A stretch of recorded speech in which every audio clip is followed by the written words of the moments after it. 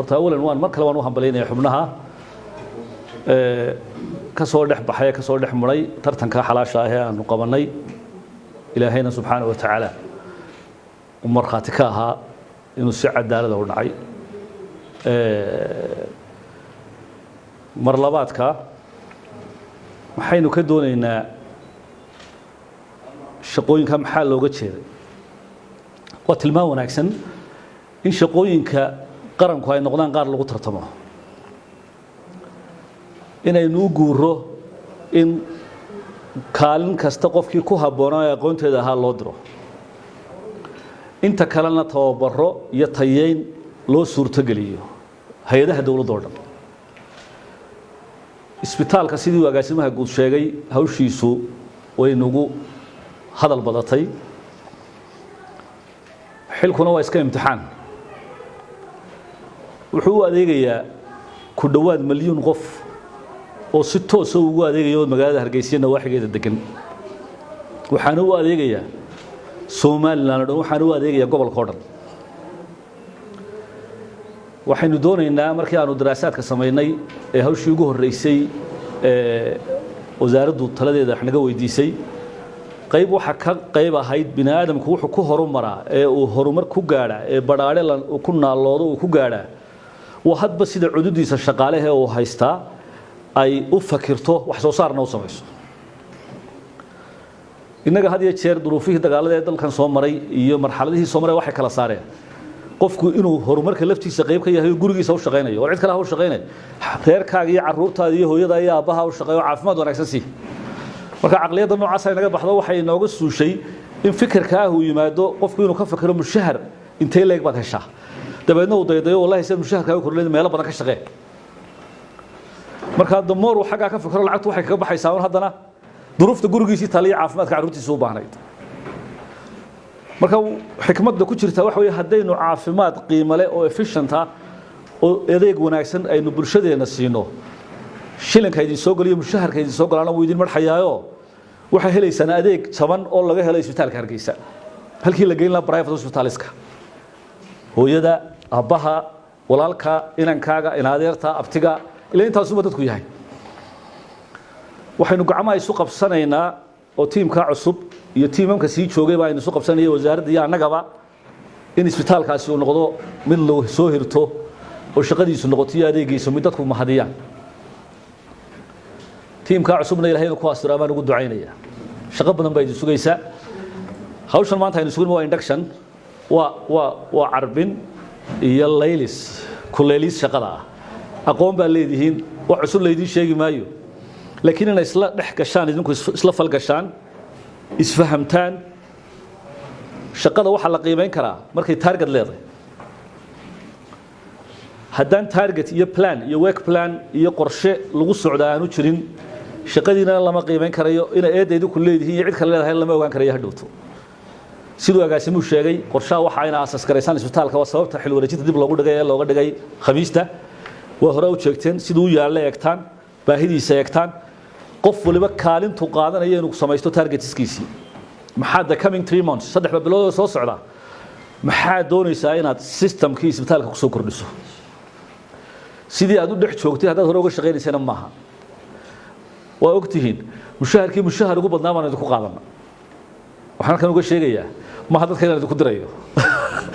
laakiin inaan waxba lala hadhin ilaa heer madaxweyne isbitaalkaas sidii wax looga qaban lahaa mushahar ugu badnaa oo levelka ugu sareeyaba qof kasta lagu qaata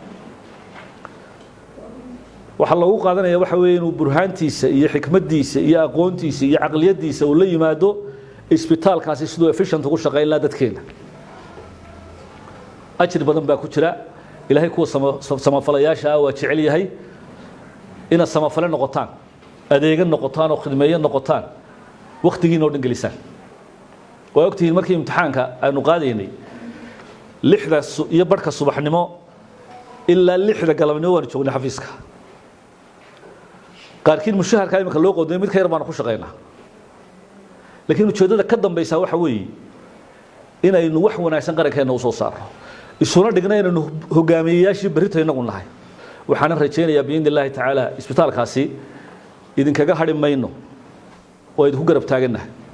hadba qorshaha nolol timaada maan kala shaqeynayna sidan wasaaradda ku balanay sabtida team baa soo galaya ay la shaqeyn doonaan qaybta HR-ka iyo chief of nursing-ka metronka teamka guudna wuu la shaqeynaya iyadoo maca askar waxaanu qiimeyn iyo madax taabasho iyo xog raadis iyo hubin ku sameynaa shaqaalaha guud ee isbitaalka jooga dhan sidaan wasaaradda ugu sameynay waxaanu eegi doonaa shaqaaluhu siday ugu qoran yihiin waaxyaha ilaa halka oo hoosaan idin la soo taabanayna waanu idin la kala hufaynaa waanu idin la tayeenaynaa dareerimayna waanu tayeenaynaa kuwa kumeelgaarka ku joogana kuwii aan sharci darro ku jooga halay ka baxaan baanu kaalintooda fursad u siin doonaa wixii u qalma annagoo kala tashanayna wasaaradda ujeedadaas oo dhammaan aan kaga tagin weeyaan idin la tayeena isbitaalka cududiisa shaqaalaha halka ka soo galaa anagu waa halka wixii kale ee baahiyana dadaalkeeda waa kala qayb galaya wasaaradda iyo ilaa heerkay soconayso madaxweynuhuna runtii aad iyo aad bay uga go'an tahay isbitaalka Hargeysa inuu adeeg wanaagsan siiyo bulshada ma hayno si fiican u shaqeeyo kaliya inay bulshada qarankeena jamhuuriyadda Soomaaliya oo mahadiyo oo ka mahad sheegto isbitaalku adeeg u bixinayo marka wax kasta waa la idin diyaar baahida sanadkan wixii qabiya ahayd ka qabiya ahayd u baahan tihiin miisaaniyadda qorshaha waa lagu dari karaa inta la sameeyo baahideeda daraasadiina waa in lagu soo daraa loo soo gudbiyaa agaasimaha guud ee isbitaalka wasaaradda sida ku wadaagaan waxaanu gacmaha isu qabsanaynaa isbitaalkaasi inuu noqdo isbitaal shaqeeya anoo og qiimaha uu dadka ka qaadaa inuu jaban yahay anoo og kuwa maxaan ku dhahdaa private kiina ka qaalisan yahay wuxuu qaado laakiin dawladii baale waxaynu ku shaqeynaynaa dhamaanteena waa cashuurtii dadka aynu ka soo ururinay qaranku lahaa marka waxaan idin rajeynayaa insha Allah taala anoo huba ina ka soo dhalaali doontaan annaguna aanu garab taaganahay time to time in gudiyadii aan shaxal sameeyo ee isbitaalka oo xeerku sheegayo habraacyadii shaqaaluhu halkaas ay yaalaan ilaa raaci lahaydeen siyaasadkii dhaqaalaha lagu maamuli lahaa idinkoo raacaya nidaamka guud ee dhaqaalaha qaranka siyaasadda u taala ina financial policies idinku ka fakirtaan sidii loo sameeyay lahaa isbitaalka HR human resource management manualkii lagu maamuli lahaa ina sameeysan performance appraisal management system lama practice garan karayo haddaanu jirin targetkiina sameeysan labada cisho uga faa'iideysataan ina aqligiina mid qura ka dhigtaan marka idinku team work noqotaan ayaa isbitaalkana hogaamiyaal wanaagsan u noqonaysaa in teamkiinu idinku daba faylo waana haddii laga arko isbitaalkaasi inuu si fiican u shaqeeyo waxa suurtagal noqon karaysa bay gradingka marka la sameeyo category-ga la sameeyo in scale-ka shaqaalaha kor loo qaado isbitaalada oo dhan oo darajo wanaagsan oo mushahar iyo gudna fiican loo sameeyo laakiin waxay ku xidhan tahay hadba wax soo saarka la sameeyo iyo time kasta looga shaqeysiiyo mana dhacayso runtii wixii dambe qof intuu soo galo isbitaalka attendance systemka oo sameyn doono ka caawin doono maxadka shaqaalaha waan kala hadlay system casri ah idin sameyn doonaan oo isku xidhaya payroll-ka iyo attendance-ka oo qofka ka jaraya maalintu maqan yahay mushaharkiisa annaga idin kala shaqeynayna taana ma dhacayso qof intuu soo galo farta saaro dabeedna isaga shaqo taga isbitaalada gargaar iyo haldoor iyo internationalka iyo meelaha ka shaqeeya xaasha lillah warninkii sidaa ku shaqeynayo kuma soconaa anagu mandate-ka nu haysano isaga sii shaqo tag waa inay noqotaa waqtiga loo cayay ma lihin inuu shaqo tagin ha shaqo tago laakiin waqtiga isbitaalka uu shaqada geliyo ha noqdo waqti uu uga faa'iideeyo oo si lilaahi alla ka cabsale oo isbitaalka waqtigiisa u geliyo umadeena ugu shaqeeyo dhamaantii waxaanu gacmaha isu qabsanaynaa mar kale idinkula garab taagan tiimkiina cusub idinkii askar iyo wasaaradaba annagoo wasaaradana iskaashanayna inaanu wax allaala waxa nooga baahataan hay'adda shaqaalaha aan idin la garab taagana ballan weey